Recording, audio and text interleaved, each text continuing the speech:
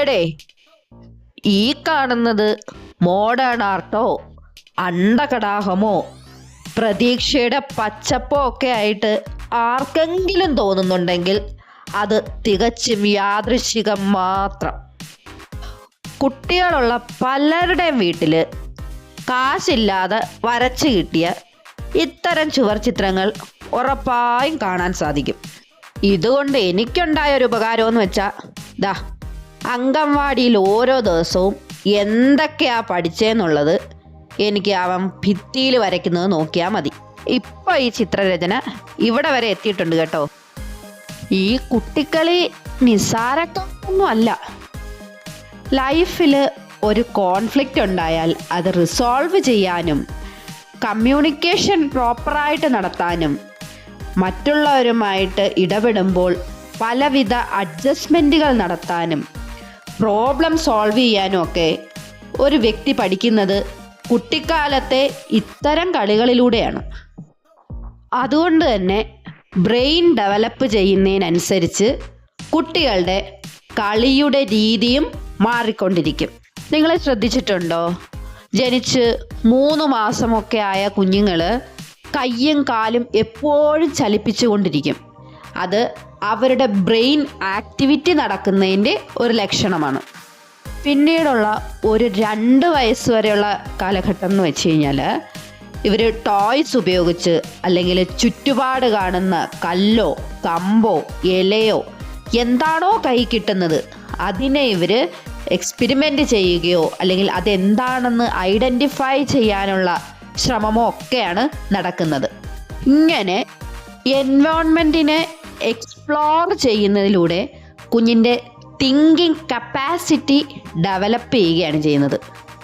അപ്പോൾ ഇതിനെ പ്രൊമോട്ട് ചെയ്യാൻ വേണ്ടി നമുക്ക് കൊടുക്കാൻ പറ്റുന്നതെന്ന് വെച്ചാൽ എക്സ്പ്ലോർ ചെയ്യാൻ പുതിയ എൻവയോൺമെൻറ്റ്, അതെന്ന് പറയുന്നത് പുതിയ ടോയ്സ് ആകാം, അല്ലെങ്കിൽ പുതിയ പുതിയ കളേഴ്സിലുള്ള ടോയ്സ് ആകാം, അല്ലെങ്കിൽ പുതിയ എൻവയോൺമെൻറ്റിലൊക്കെ കുഞ്ഞുങ്ങളെ കളിക്കാനിരുത്താം.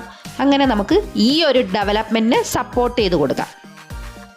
അടുത്ത ഒരു 2.5 മുതൽ 3.5 വയസ്സ് വരെയുള്ള കാലഘട്ടത്തിൽ കുഞ്ഞുങ്ങൾ മറ്റു കുട്ടികൾ ഓരോ സിറ്റുവേഷനിൽ എങ്ങനെയാണ് ബിഹേവ് ചെയ്യുന്നതെന്ന് ഒബ്സേർവ് ചെയ്യും. ഒബ്സർവേഷൻ മാത്രമേ ഉള്ളൂ. ഇവരോട് മിങ്കിൾ ചെയ്ത് കളിക്കാനൊന്നും വലിയ താല്പര്യം പ്രകടിപ്പിക്കില്ല. ഇതിൻ്റെ ഒരു ഗുണമെന്ന് വെച്ച് കഴിഞ്ഞാൽ നമ്മുടെ ലൈഫിൽ പാലിക്കേണ്ടുന്ന അല്ലെങ്കിൽ സൊസൈറ്റിയിൽ ജീവിക്കുമ്പോൾ അല്ലെങ്കിൽ മറ്റുള്ള കുട്ടികളുമായിട്ട് കളിക്കുമ്പോഴൊക്കെ പാലിക്കേണ്ടുന്ന റൂൾസും റെഗുലേഷൻസും ഒക്കെ കുഞ്ഞുങ്ങൾ പഠിക്കും. ഒരുപാട് സംശയങ്ങളും ഈ സമയത്തുണ്ടാകുന്നത് കൊണ്ട് കുട്ടികളുമായിട്ട് ഇടപഴകാനുള്ള അവസരം നമുക്ക് ഉണ്ടാക്കി കൊടുക്കാം. അടുത്ത ഒരു 3.5-4 വയസ്സ് വരെയുള്ള കളികളെ പാരലൽ പ്ലേ എന്നാണ് പറയുന്നത്.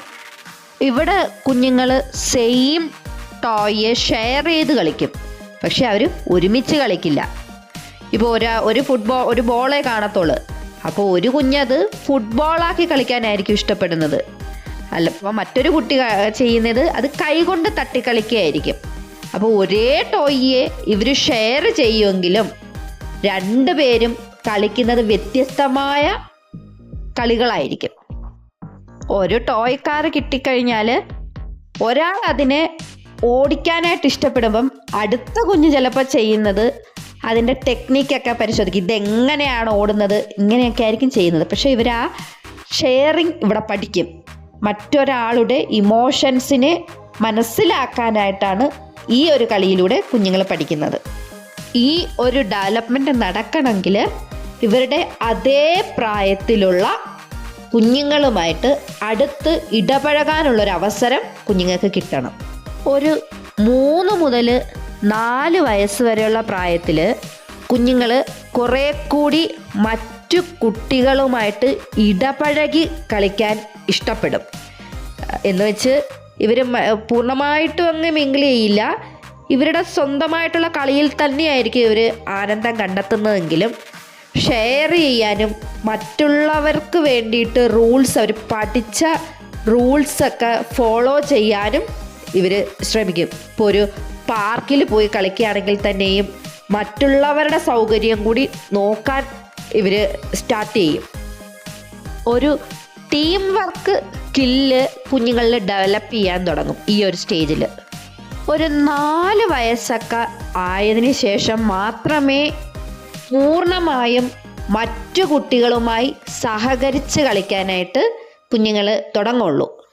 കൂടുതലും ഒരു സാങ്കല്പിക ലോകത്തുള്ള കാര്യങ്ങളായിരിക്കും ഇവർ ചെയ്യുന്നത്. അല്ലെങ്കിൽ അവർ ലൈഫിൽ കണ്ടിട്ടുള്ള സിറ്റുവേഷൻസിന് റിക്രിയേറ്റ് ചെയ്യും. ഇപ്പം നമ്മൾ ചെറുപ്പത്തിലൊക്കെ കണ്ടിട്ടില്ലേ, കടയും കടക്കാരനും ത്രാസൊക്കെ ഉണ്ടാക്കി കളിക്കുന്നത്.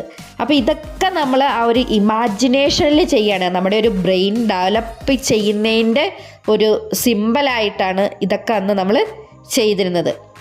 ഫാമിലി സിറ്റുവേഷനൊക്കെ സങ്കല്പിച്ച് വെച്ചുകൊണ്ട് നമ്മൾ ചോറും കറിയൊക്കെ വെച്ച് കളിച്ചിട്ടുണ്ട്.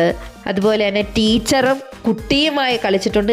ഈ കളികളൊക്കെ തന്നെയും ഈ ഒരു 4 വയസ്സിന് ശേഷമാണ് നമ്മൾ മറ്റു കുട്ടികളുമായിട്ട് ചേർന്നുകൊണ്ട് നമ്മൾ ഓരോ റോള് പ്ലേ ചെയ്തുകൊണ്ടാണ് കളിക്കുന്നത്. അപ്പോൾ ഒരു സെയിം ഗോളായിരിക്കും ഇതിനുള്ളത്.